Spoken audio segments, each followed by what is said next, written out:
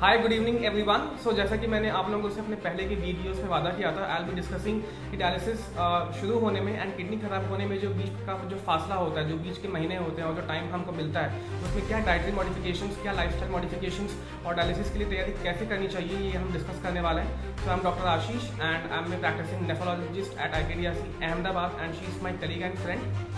Hi, I am Dr. Parita Trada. I am working as a senior resident in the Department of Nephrology here at IKDRC.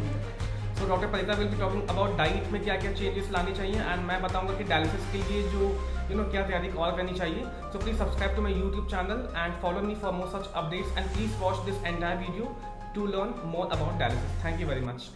नमस्कार, मैं आज आपको बताने वाली हूँ कि किडनी के मरीज़ को क्या खाना चाहिए और कितना पानी पीना चाहिए। सबसे पहली बात कि पानी कितना पीना चाहिए। तो किडनी के जो पेशेंट्स रहते हैं जिनको डायलिसिस अभी तक नहीं बोला गया पर किडनी में थोड़ी सूजन है ऐसा बोला है, उनको पानी कम पीना चाहिए। जितना भी यूरिन आ रहा है उससे थोड़ा कम पानी पीना चाहिए, तो जिसकी वजह से शरीर में पानी की मात्रा बहुत ज़्यादा बढ़ ना जाए, उसकी वजह से उनको सांस फूलने की तकलीफ वगैरह सब हो सकता है। और अगर कोई मरीज़ है जिनको डायलिसिस ऑलरेडी चालू है तो उनको यूजुअली 1 लीटर से कम पानी पीना चाहिए, ideally 700 to 800 ml per day. और आप जो भी लिक्विड में लेते हो, चाय कॉफ़ी है या छाछ है और भी कुछ लिक्विड लेते हो, तो वो सारा उसी में काउंट हो जाता है पानी के अंदर में। दूसरी बात कि पेशेंट को नमक वाला एकदम से बहुत कम खाना चाहिए। जो भी बाहर का पैकेट फूड आता है, फूड पैकेट्स जो भी खाते हैं उसमें ज़्यादा नमक रहता है, तो जितना वो कम खा सके और अवॉइड करे उतना ज़्यादा अच्छा है। उसके साथ में बाहर की जो कोई भी प्रोसेस्ड फूड आइटम्स वगैरह है वो भी बहुत कम खानी है, क्योंकि उसमें नमक की मात्रा ज़्यादा रहती है। घर पे जो भी आप खाना बनाते हैं उसमें नमक कम डाल के अलग से बना के वो खाना खाना चाहिए।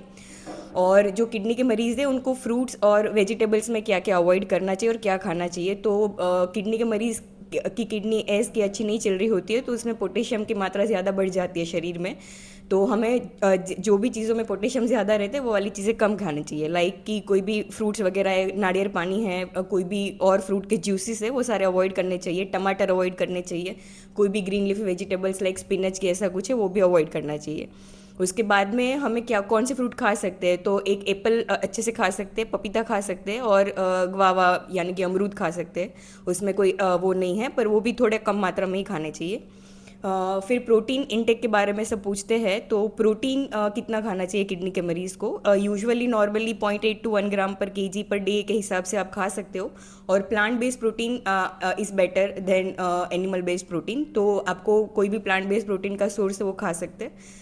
एनिमल बेस्ड प्रोटीन जो भी मीट वगैरह है या नॉन वेजिटेरियन फूड से जो भी मिलता है वो थोड़ा कम मात्रा में खाना चाहिए, दैट शुड बी अवॉइडेड। तो दोस्तों, क्या आप लोगों को पता है कि डायलिसिस स्टार्ट होने के जो स्पेशली जो स्टार्टिंग के 3 महीने होते हैं, 3-4 महीने, वो बहुत क्रुशियल होते हैं, क्योंकि वही एक फेज़ होता है जिसमें डायलिसिस से अपना बॉडी जो होता है हैबिचुएटेड नहीं रहता है। इससे जो भी कॉम्प्लिकेशंस जैसे कि ब्लड प्रेशर फॉल होना, बीमार पड़ना, बॉडी सूट नहीं करना एंड जो रिएक्शन आना, वो सब कुछ इनिशियल मंथ्स में काफ़ी कॉमन होता है। एंड इन सब रिएक्शंस या इन सब हादसों को हम तभी बचा सकते हैं अगर हम उसके लिए बिल्कुल प्रिपेयर्ड हों। तो डायलिसिस के बारे में, उसके बारे में सीखना, जानना और पता लगाना कि कब डायलिसिस के लिए तैयारी करनी चाहिए और कब हम बिल्कुल तैयार हैं, वो बहुत ज़्यादा इंपॉर्टेंट है। सो बेसिकली डायलिसिस के लिए हमको क्या चाहिए? डायलिसिस एक प्रकार का मशीन है जो अपने किडनी का एक रिप्लेसमेंट है। किडनी तो वैसे बहुत सारे फंक्शंस परफॉर्म करती है, जैसे खून बनाना, कुछ कुछ ड्रग्स को मेटाबोलाइज करना, मतलब ड्रग्स को तोड़ देना, वेस्ट एक्सक्रीट करना, बहुत सारी चीज़ें होती हैं। बट डायलिसिस का मशीन पर्टिकुलरली जो होता है वो केवल सल्यूट्स या फिर जो छोटे छोटे मॉलिक्यूल्स, छोटे छोटे जो वेस्ट टॉक्सिन्स अपने बॉडी में होते हैं उसको प्यूरीफाई करने के लिए काम में आता है। सो ये बात सबको मैंने आपको बता दिया कि डायलिसिस के लिए हमको ब्लड तो चाहिए, but blood should be at a very high pressure. तो एक्चुअली ब्लड निकालने के लिए हम जब कोई भी टेस्ट कराने के लिए या फिर कोई भी जांच कराने के लिए हम जब ब्लड का सैंपल लेते हैं तो यूजुअली हम अपने नसों से लेते हैं, मतलब वेन्स जिसको बोलते हैं वेन्स। जो टिपिकल वेन्स में जो ब्लड फ्लो होता है that is at quite a low pressure for dialysis machine. मतलब अगर हम वेन से ब्लड निकाल के उसको 4 घंटे डायलिसिस के मशीन में डालकर वेस्ट प्यूरीफाई करने के बारे में सोच रहे हैं, so that is not a very equitable, that is not a very economical thing, क्योंकि उसमें बहुत ज़्यादा टाइम वेस्ट होगा एंड कुछ फ़ायदा भी नहीं मिलने वाला। क्योंकि वेस्ट अगर जल्दी से हमको एक पर्टिकुलर टाइम पीरियड में निकालना है बॉडी से, so blood flow should be high, blood flow should be above a particular cut off, जो कि मैं आगे बात करूंगा। सो जहाँ तक हमको पता है कि ब्लड अपने नसों में दौड़ती है, नसों मतलब ये तो हिंदी की बात हो गई। सो आर्टरीज और वेन्स, ये जो 2 प्राइमरी वेसल्स होते हैं अपने बॉडी के, जो आर्टरीज जो अच्छा ब्लड मतलब जो ऑक्सीजन से युक्त ब्लड हार्ट से लेकर अपने पेरिफेरल टिश्यूज़, जो भी टिश्यूज़ या ऑर्गन्स तक लेके जाती है ताकि वो यूज़ हो सके। एंड वेन्स जो होता है वो जो भी यूटिलाइज हुआ जो ब्लड हुआ, मतलब जो भी टिश्यूज़ या ऑर्गन्स ने ऑक्सीजन यूज़ करने के बाद कार्बन डाइऑक्साइड रिलीज़ किया, जो टॉक्सिन रिलीज़ किया, वो सारे जो इम्प्योर ब्लड वेन्स अपने हार्ट की ओर लेके आती है। ठीक है, सो बेसिकली हम अगर वेन्स को यूज़ करेंगे for blood extraction for dialysis, तो ऑब्वियसली वो उतना सुटेबल नहीं होगा बिकॉज उसमें प्रेशर बहुत कम होता है। तो इसलिए आर्टरी जो होती है, आर्टरी का हम यूज़ करते हैं फॉर एक्सट्रैक्शन ऑफ ब्लड।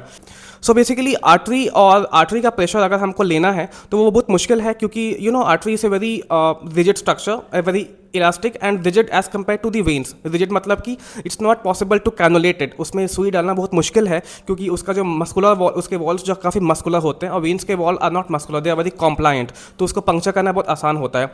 सो आखिर हमको चाहिए कि आर्टरी का प्रेशर भी मिल जाए और वेन्स जैसी स्किन भी मिल जाए, मतलब टेक्सचर भी मिल जाए जिसको हम पंक्चर भी कर सकें। तो ऐसा करने के लिए हम क्या करते हैं, हम आर्टरी और वेन का एक जंक्शन बनाते हैं, मतलब आर्टरी और वेन को हम जोड़ देते हैं। सो इससे क्या होगा कि धीमे धीमे, एक दिन में तो नहीं, लेकिन 4 से 6 हफ्ते में आर्टरी का जो प्रेशर है इट विल गेट ट्रांसमिटेड, मतलब आर्टरी का जो प्रेशर है वो वेन में आते जाएगा। It will take some time but gradually in 4 to 6 weeks, in some people in 2 months, जो आर्टरी का जो प्रेशर है वो वेन में ट्रांसमिट होने लगेगा। एंड वेन का जो पर्टिकुलर सेगमेंट है, मतलब 5 से 6 सेंटीमीटर का या फिर 8 सेंटीमीटर का जो सेगमेंट है जो आर्टरी के साथ बिल्कुल क्लोजली जुड़ा हुआ था, वो डायलेट हो जाएगा। डायलेट मतलब कि चौड़ा हो जाएगा। ऑब्वियसली अगर आप किसी चीज़ में बार बार प्रेशर डालेंगे तो वेन्स का जो वॉल होता है दैट विल गेट सेपरेटेड, मतलब वॉल्स जो होंगे एक दूसरे से बिल्कुल जो जुड़े हुए थे या फिर जो बिल्कुल पास थे वो और दूर होते जाएंगे ताकि और ब्लड को एकोमोडेट कर सके। तो एक तो स्पेस भी बढ़ गया और दूसरा प्रेशर जो आर्टरी का था वो भी वेन्स में आने लग गया। सो बेसिकली इस जंक्शन को या फिर इस जो जोड़ते हैं हम आर्टरी और वेन को, इसको बोलते हैं फिस्टुला। सो बेसिकली मैंने भी बोला कि फिस्टुला को मैच्योर होने में 4 से 6 हफ्ते लग सकते हैं, मतलब जो आर्टरी का जो प्रेशर जो वेन में जाता है एंड वेन उसके बाद थोड़ा सा अपने स्ट्रक्चरल मॉडिफिकेशन करवाती है ताकि हम उसमें सुई डाल के आर्टरी का जो प्रेशर है उसका फ़ायदा लेके वेन से ब्लड एक्सट्रैक्ट कर सके फॉर डायलिसिस। उसको होने में 4 से 6 हफ्ता लगता है। इसलिए हम बोलते हैं कि fistula is not an emergency procedure, fistula has to be pre planned. Fistula का इंपॉर्टेंस बहुत ज़्यादा है। फिस्टुला आप सही टाइम पे बनाइए और अगर आप नहीं बना रहे हैं तो अपनी ज़िंदगी के साथ आप खिलवाड़ कर रहे हैं। सो होपफुली आपको थोड़ा सा समझदारी आई होगी कि यस डायलिसिस का इंपॉर्टेंस क्यों है, क्योंकि प्लानिंग इसमें बहुत ज़्यादा इंपॉर्टेंट होती है। और इसी को बोलते हैं ESKD, and stage kidney disease life plan, जो कि मैंने पहले अपने वीडियो एक शॉर्ट में मैंने डिस्क्राइब किया था कि मैं कैसे शादी कराना चाहता हूँ अपने पेशेंट्स की। So thank you very much for listening to the whole video and please subscribe to my YouTube channel your kidney doctor and you can feel free to ask any questions if you want. Thank you very much.